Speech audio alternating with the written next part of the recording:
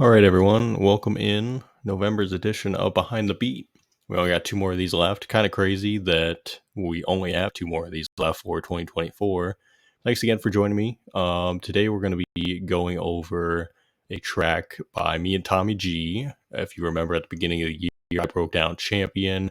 Tommy G is an artist from Chico, California.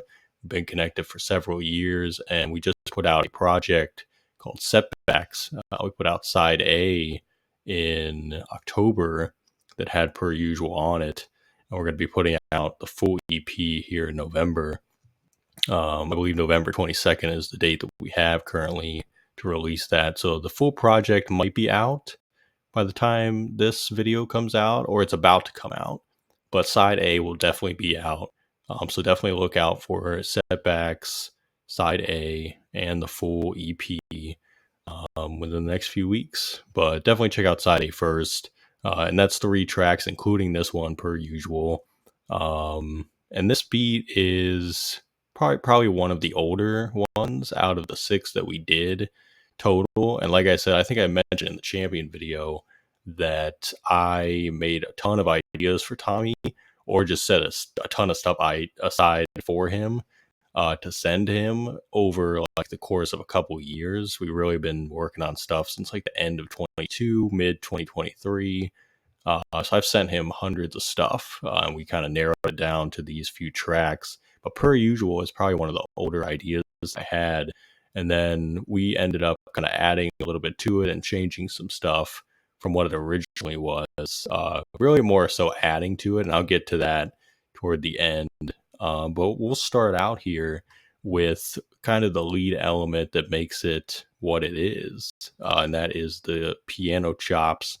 These were kind of a style that reminded me of some type of like noir, LA noir type music. It was kind of weird, a little bit like eerie feeling. And I think it just caught my attention when I heard the full loop. So what I did was just go in and kind of rearrange it. So let's hear what that sounds like on its own.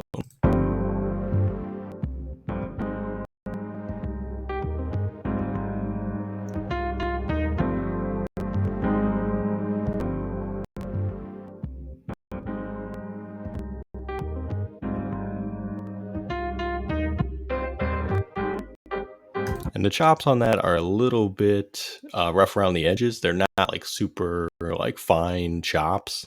I always try to declick the sample just so it's not like cutting itself off.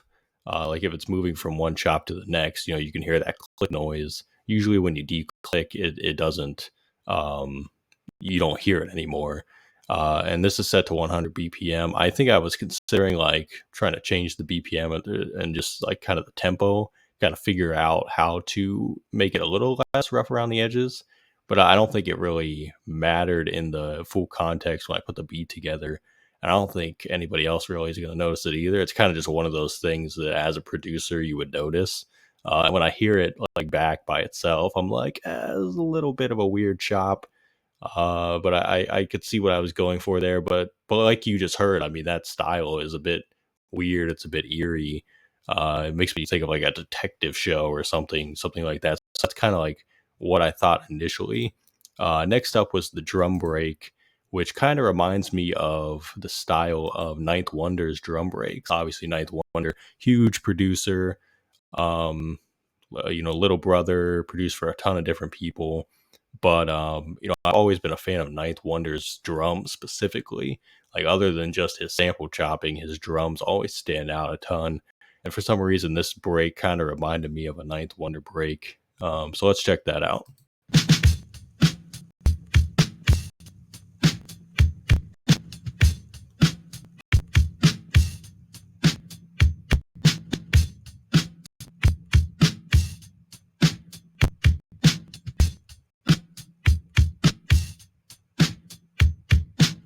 And I think it's those hi-hat fills that really do it, because he, like in his music, especially his beat tapes, like if you ever heard the Zion beat tapes, he incorporates a lot of open hi-hats into the drum fills. So that's kind of like what I always thought when I heard this track, was that, it's kind of in the style of Ninth Wonder. And those might have just been splice drums. I'm not really sure. but I just kind of chopped up the ends and kind of rearranged them at the 4-bar loop. Just give it some variation. Next up, we have the pads, which come on the pre-chorus and the chorus itself, and these ones have a lot of cool variation to them. And hearing them by themselves, I think is really cool. So let's hear those.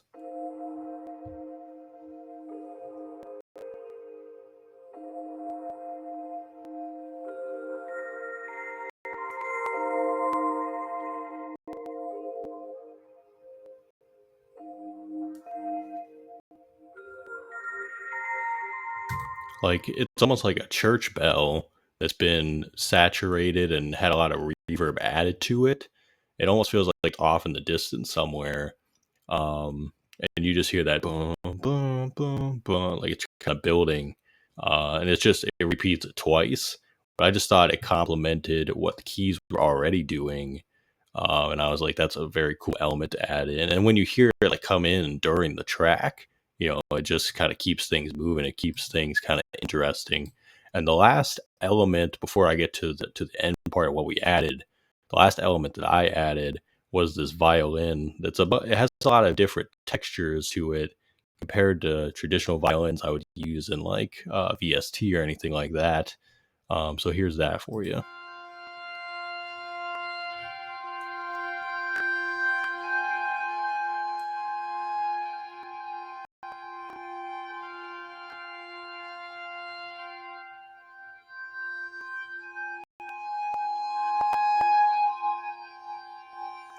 It almost has elements of a woodwind instrument as opposed to just strings, or an organ too. Is kind of what I thought too. It has a lot of different tones kind of combined into one.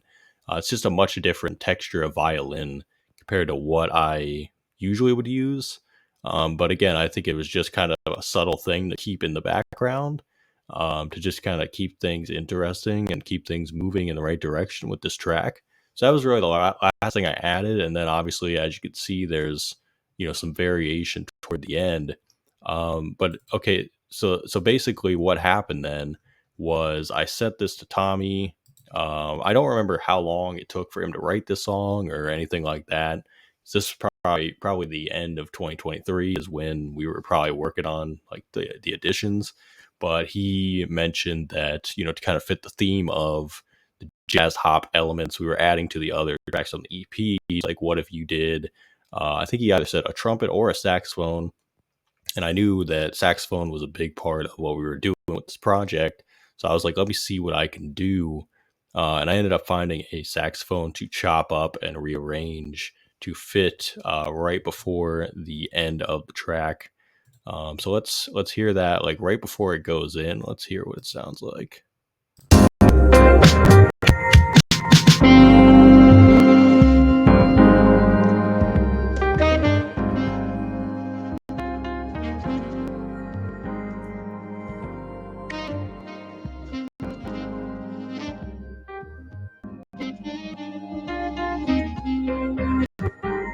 that might have even been longer too. I think I just took a few elements to add in there, and then we just wanted to let the beat ride out.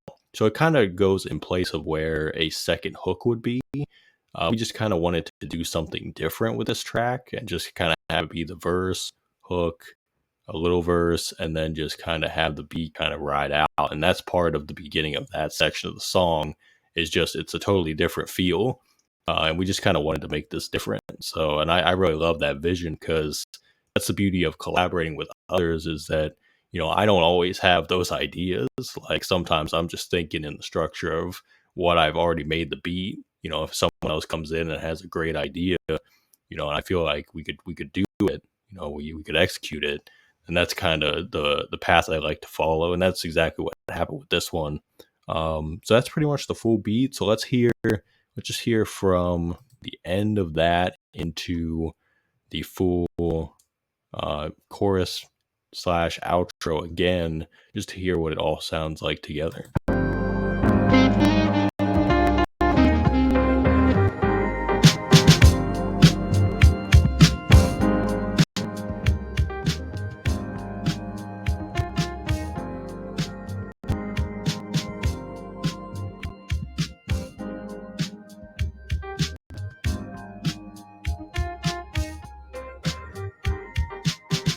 So that one would definitely fall in the category of like weirder beats I've made that have actually been used by people.